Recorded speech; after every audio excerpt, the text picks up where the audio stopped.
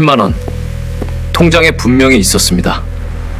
그런데 거부됐습니다.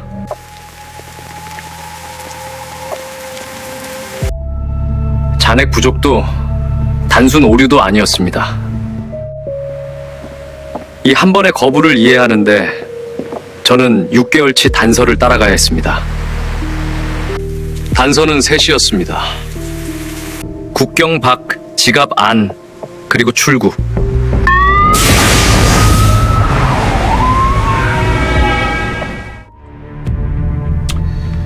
첫 단서는 엉뚱하게도 돈이 너무 많은 데서 나왔습니다. 2026년 한국의 원화 가상자산 거래량은 632조 원. 기축통화 달러 616조 원마저 넘어 세계 1위였습니다. 그런데 이상했습니다.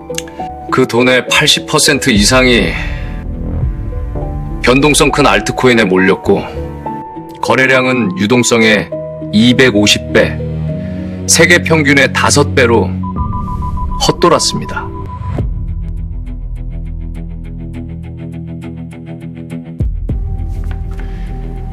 돈은 세계 1위로 넘쳤는데 정작 결제망 같은 인프라엔 한 푼도 쌓이지 않았습니다. 그래서 국가가 직접 나섰습니다. 그 첫삽이 국경 밖에서 떠졌습니다. 2026년 5월 27일 국제결제은행이 아고라의 결과물을 공개했습니다. 미국, 영국, 프랑스, 일본, 스위스, 멕시코, 그리고 한국 7개 중앙은행이 손을 잡았습니다. 핵심은 황거래은행의 소멸입니다. 국경 넘는 돈이 여러 은행을 거치며 며칠이 걸리고 수수료가 깎였죠. 아고라는 그 중간을 통째로 지웁니다.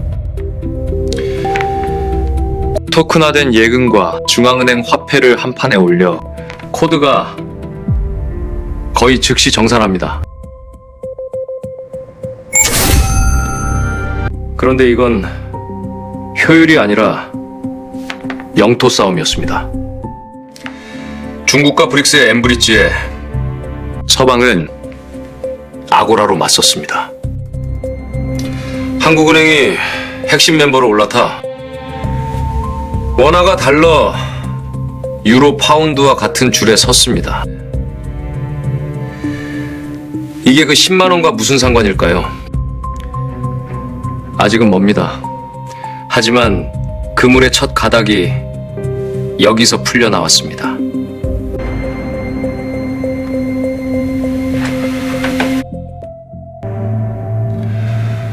두 번째 단서는 훨씬 가까운 곳, 우리 지갑 안에 있었습니다.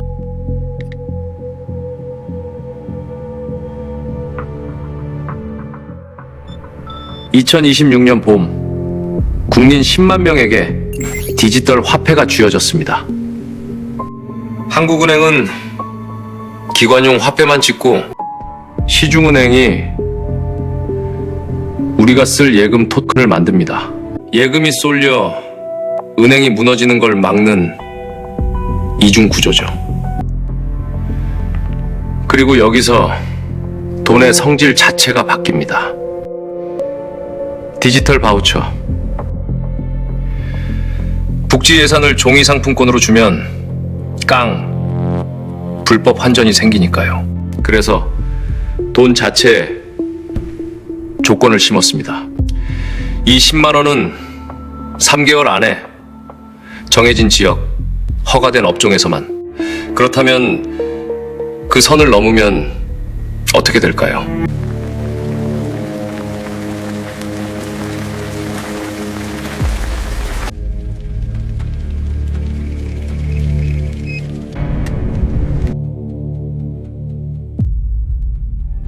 스마트 컨트랙트가 허가되지 않은 결제를 즉시 동결합니다. 그 10만 원은 허가된 조건을 벗어났던 겁니다. 중요한 건 이겁니다. 이건 버그가 아니라 설계된 기능입니다. 이제 내 돈이 어디서 머물지는 내가 아니라 시스템이 정합니다. 파장은 은행까지 갔습니다. 예금이 빠지면 대출 여력이 마릅니다. 탈중개화. 카카오 엔터프라이즈 하나.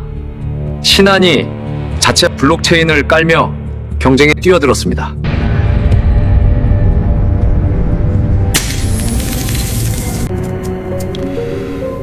안이 잠겼으니 마지막 단서는 출구에 있었습니다.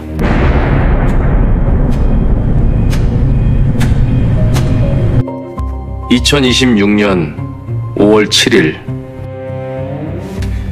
국회가 외국환 거래법을 바꿨습니다. 코인으로 국경을 넘는 돈은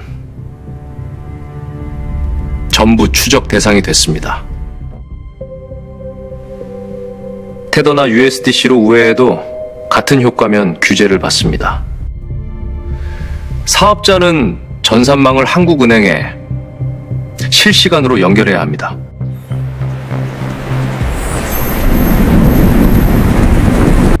어기면 징역 3년 또는 3억 원 벌금, 도피액이 크면 그 3배까지.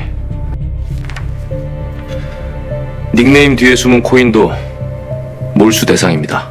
국경 밖, 지갑 안, 출구, 세 단서가 모두 같은 곳을 가리켰습니다. 그런데 아직 묶이지 않은 매듭이 하나 남았습니다. 원화 스테이블 코인입니다. 열면 예금이 빠져 은행 신용이 흔들립니다. 막으면 달러 스테이블 코인이 결제 시장을 삼킵니다.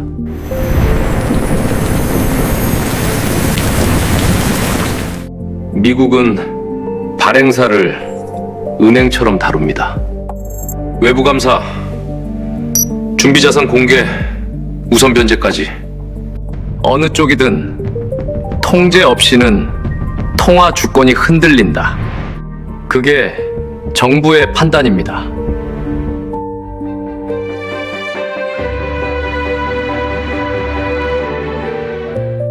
(6개월) 국경 밖에서, 지갑 안에서, 출구에서 원화를 감싸는 하나의 그물이 완성됐습니다.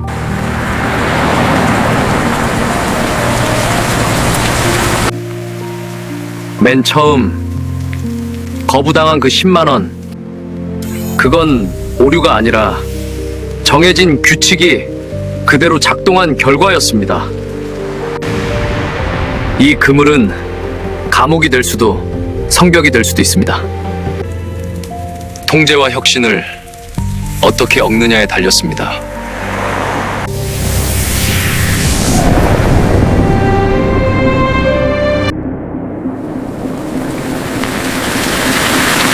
그 모든 것이 시작된 곳, 아고라. 한국 돈이 국경을 넘는 그 몇 초 사이 무슨 일이 벌어졌는지 다음 편에서 그 안으로 들어갑니다. 구독, 좋아요, 알림 설정 부탁드립니다.